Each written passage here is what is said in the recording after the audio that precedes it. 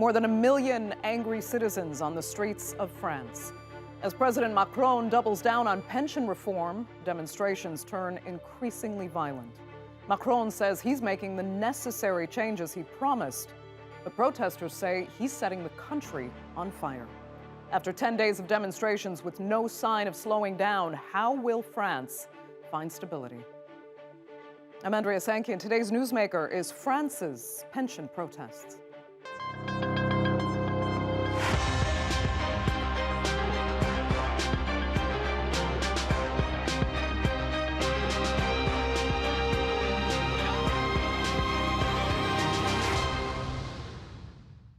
Well, just a day after France reassured UK authorities that King Charles' visit to the country could proceed as planned, it was announced that his arrival on Sunday would be postponed. Ongoing protests are crippling parts of France, with hundreds of thousands of workers across various sectors taking part. From transportation and energy to education, people are furious with President Emmanuel Macron forcing through his pension reform. Now, police and protesters clashed as violent groups vandalized public and private property, setting fire to dumpsters and trash in the early hours of Friday morning. In Bordeaux, even the historic town hall was not spared. Here's a look now at the last 10 days in France and what raising the retirement age from 62 to 64 means to its people. France is boiling over. On Friday, tear gas filled the air and the streets were alight. Clashes with the police have cities across the country looking more like battlefields, as anger turned to violence. The nationwide strikes are against President Macron's controversial plan to raise the retirement age. This movement represents human rights, like it's a philosophy of life. Do we want to work until we are 64 or not, and I choose to not. The president unveiled a plan in January to gradually raise France's legal age of retirement from 62 to 64 in an effort to cut pension costs. The move is fiercely opposed by much of the public, with nearly 70% saying they're against it. I'm on strike to protest against the pension reform, but mainly also against what is happening in the government with the denial of democracy, which is quite significant right now. The government is not listening to the people anymore, and it's important to us to be here so our voice can be heard, and to say what is happening is not normal. Public sector workers are now on strike, and thousands of tons of garbage are left on the streets, with blockades at oil refineries creating fuel shortages across the country. But the French president remains defiant and shows no sign of backing down.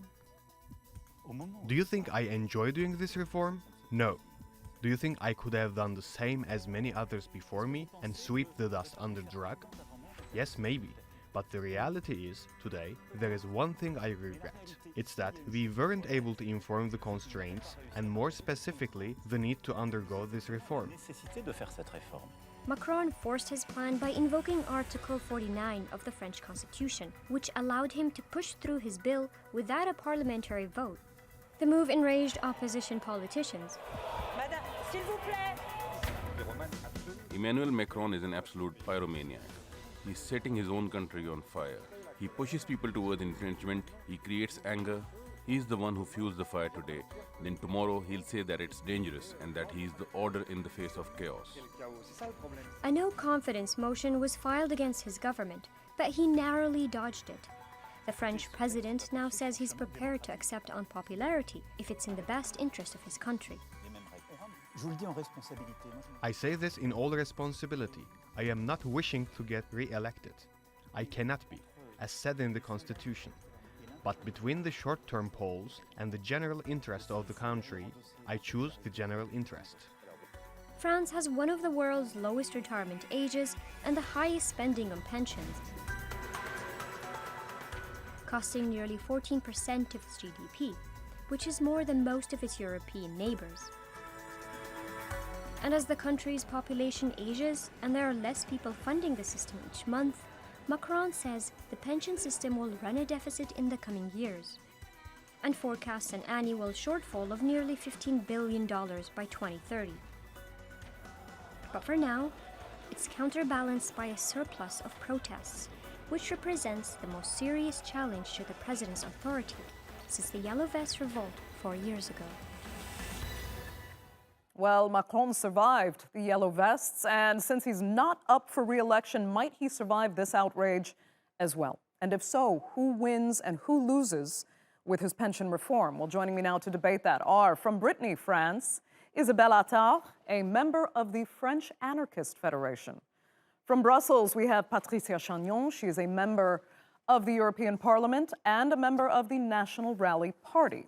And from London, we have Philippe Marliere. He's a professor of French and European politics at University College London. Thanks all so much for being with me. Philippe, I'll start with you. You know, a lot of the media is potentially kind of guilty of oversimplification here, because you've said it's not really about raising the retirement age from 62 to 64 that's outraging people. It's more about the lower middle class and even women getting hit the worst, while those like Macron and people with privilege will struggle a lot less. Explain why so many are seeing this legislation as just outright unfair.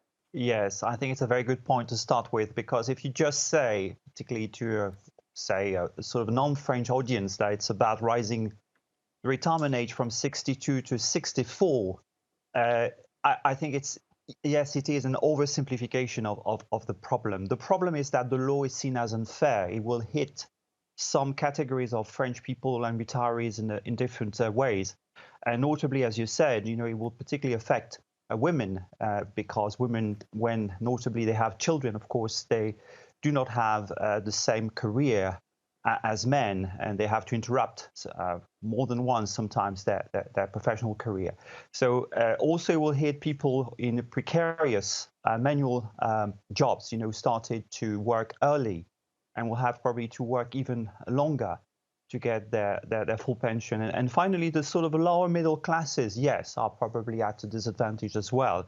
So it won't change much for people who join the market force, you know, after a long education, because those ones anyway will retire quite after 64. So I think that's why you have this reform, which will hit sort of differently categories of people in France. Okay, let me ask Isabelle, do you think these protests are about, because this legislation itself, in its detail, is actually unfair, or are they out there because they don't want pension reform, period?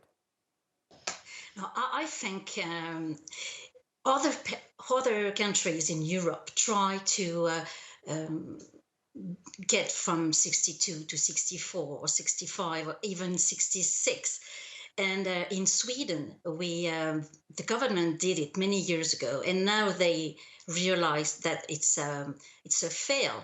And you have a lot of people, all people from the middle class, need to go to a rescue to help for food or for the habitats. So I think this reform, this pension reform, arrives also after the unemployment reform, and all of these arrives and attack just the precarious, has been said, and the middle class. Okay, Patricia, in Macron's defense, this is what he promised, and this is what he's delivering. You know better than anyone how difficult it is to pass any kind of reform like this, but pension system costs right now are really unsustainable. I want to give you some statistics here. If it remains unchanged, the deficit for the French pension system will go from 1.8 billion euro this year to 21.8 billion euro in 12 years. As I said, that is not sustainable. So is there really a good way to do this? Well, yeah, I'm glad you're asking me that question because the CORPS, which is the Conseil d'orientation des retraites, which is an official body in France, does not agree with the numbers that the situation is dire. They're actually saying as of 2029, there will be no deficit anymore in the retirement plan, and they are disputing that there is a financial need to do so. Now, I agree that there might be different views on the financial topic, but I think where the main problem lies is that this reform comes at a time when the French are the middle classes, the lower middle classes in France are really suffering from inflation, rising petrol costs, rising energy costs. There is also the effect of tremendous fraud, which Macron has not addressed over the past years. Reports are estimating the fraud on social benefits and social welfare anywhere between 13.5 billion to 35 billion euros. So the French people are saying this is just unfair. We can't just say again, we are going to hit the working classes for this. What Macron has done is he's taken 2 years of their lives away. And I agree with the other French speaker. People know they're not going to be working until 64, which means they will go with their pensions earlier, but will have decreased pensions. What a decrease in the amount of pension they will be getting. And this is the true aim from Mr. Macron, is decreasing the pensions. This is what the EU wants to do. It wants to up the age of the French working people so that they pay lower pensions to them. Philippe, can you provide any clarity on that then? Because the numbers are key here. The statistics I cited are official French numbers. So 1.8 billion euro this year to 21.8 billion in 12 years. What is correct? Because if there is no deficit, then why is this being done?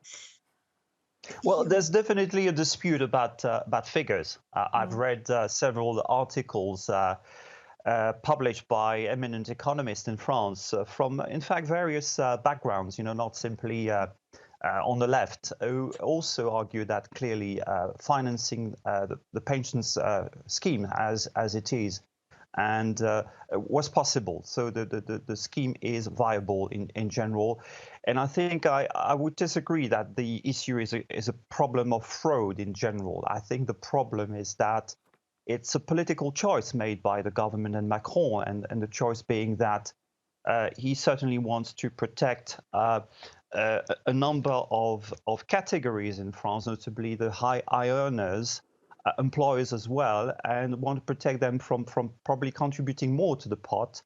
And of course, this is a detrimental at the expense of the lower middle classes and more popular classes. So I think we're talking pensions is also a question of political decisions and choices that you make.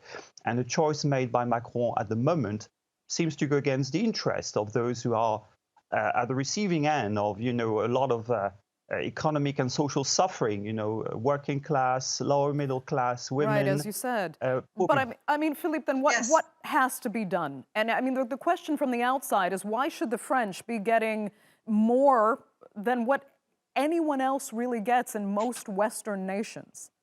Well, I think the French are fighting to keep what is a kind of status quo. In fact, to be fair, and that includes the political party of one of our guests today, they want to go back to a retirement age of 60, which was, we're not, the retirement age currently 62. So I think if you listen to most parties of the left united on this and the Rassemblement National, they all want to go back to 60. I think they probably won't get it, but at least fighting for the status quo seems a quite reasonable approach, given that according to, but of course there are disagreements on that, the system would be viable.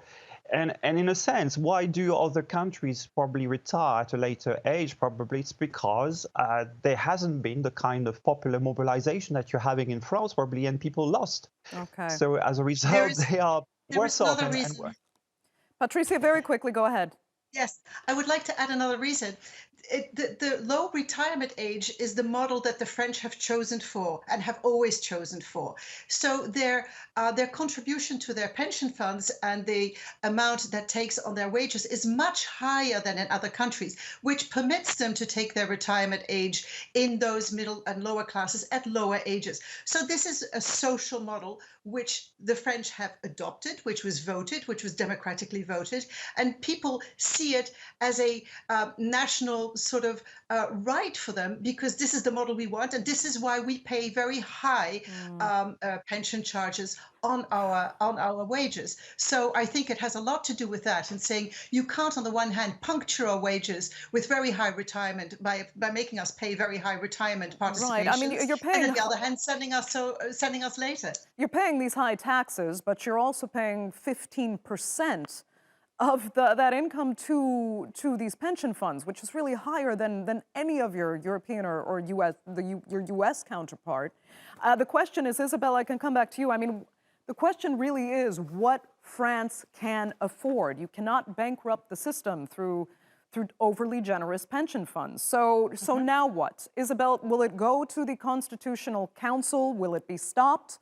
Or will it go to a referendum? What's actually supposed to happen? I think Emmanuel Macron is playing like a pyromaniac fireman. And it's very dangerous for everybody, the way he tried to run the country from many years ago. And I'm sorry, but I don't really agree about the question of about what was said about long education, supposed to have a better work and be able to work longer. Now we have a problem because the pension protest is also a climate protest, and the youngest inside the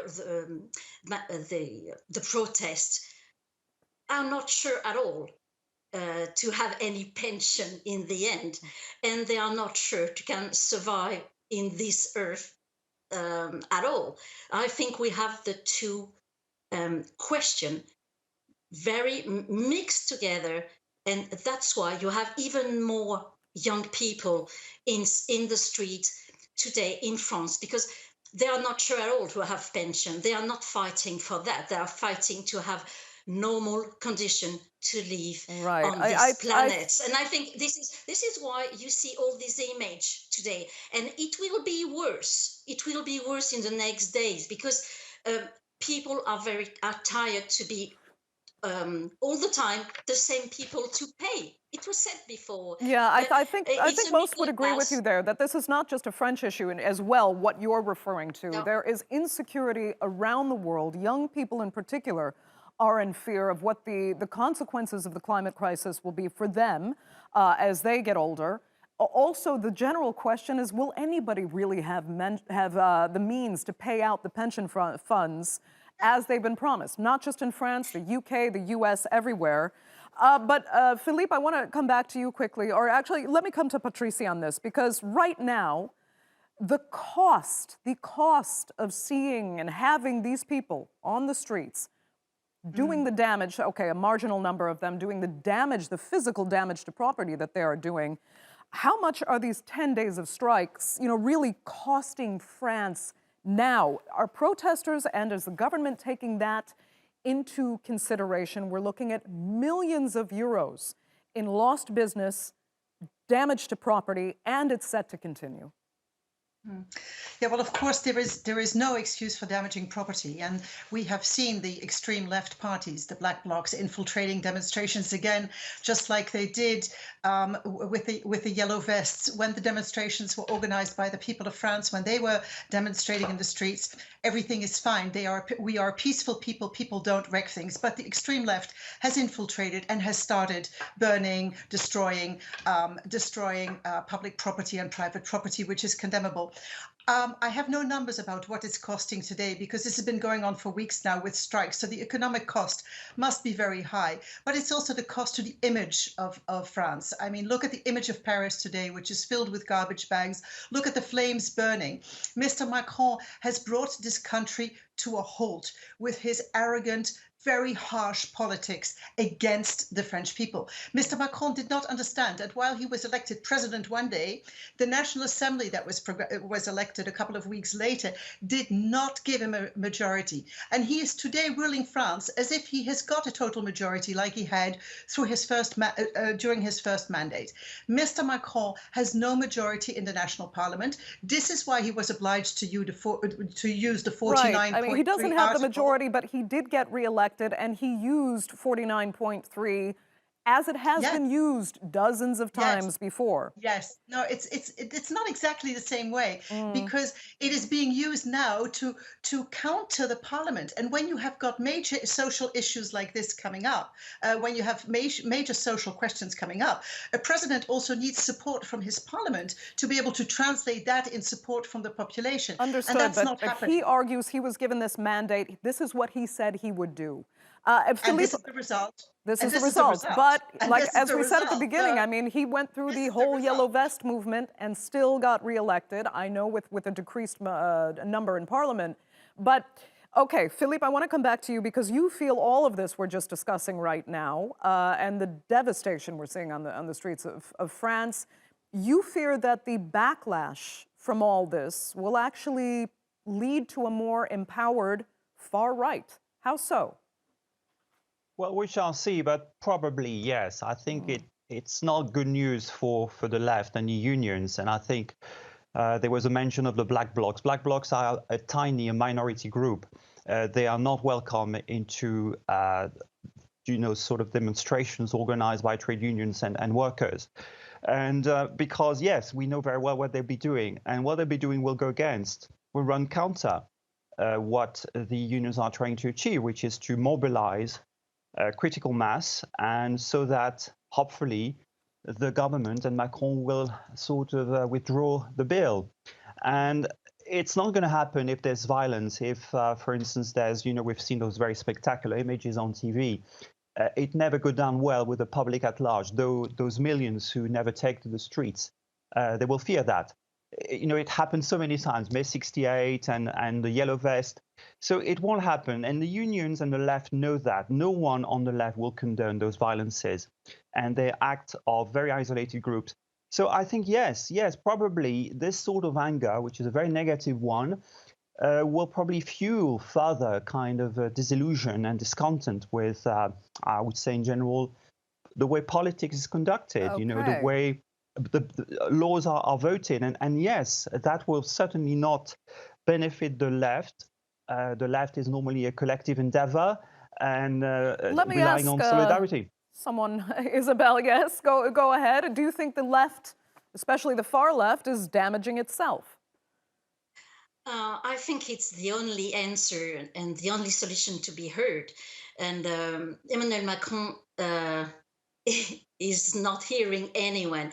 And don't forget one thing, he was elected the first time and the second time against the far right and the Rassemblement National. But I think he forgot the condition of his own election, and he forgot very quickly by who he was elected. This is the first point. And secondly, I think the tension will be more and more violent because the police is not very, very calm against the protest. The members, people again protesting, and they try a new way to more brutality with the Yellow Vest. That's sure.